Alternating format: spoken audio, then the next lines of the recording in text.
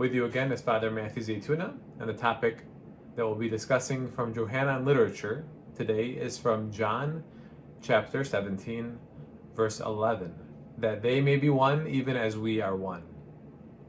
The entirety of John chapter 17 is a prayer from Jesus offered to the Father for his disciples. The chapter is oftentimes referred to as Jesus' priestly prayer, as the prayer that our Lord prays includes much intercession and mediation. The whole chapter can be divided into three parts. First, in which Jesus prays for the mutual glorification of the Father and the Son to be revealed in him. The second, in which Jesus prays for his disciples at that time. And the third, in which Jesus prays for the entirety of his believers, present and future, that all might be one in unity. Verse 11 that we'll be discussing today, in particular, falls in the second part, where Jesus is praying for his disciples at that time. As the focus is now his disciples and not the world, Jesus establishes that he'll no longer be in the world, even if his disciples will be.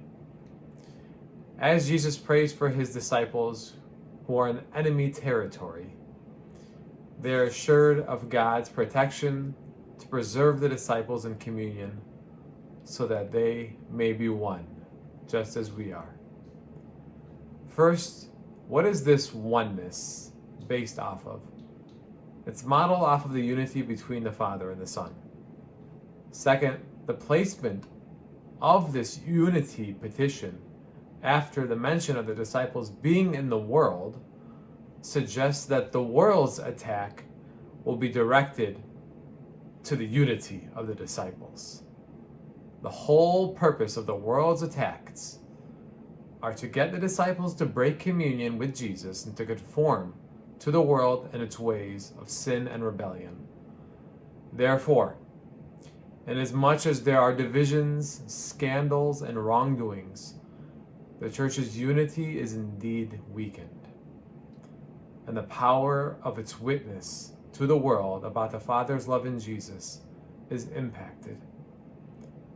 If the disciples seek to have unity, they must base their actions on the love of God, and therefore unity and communion will proceed.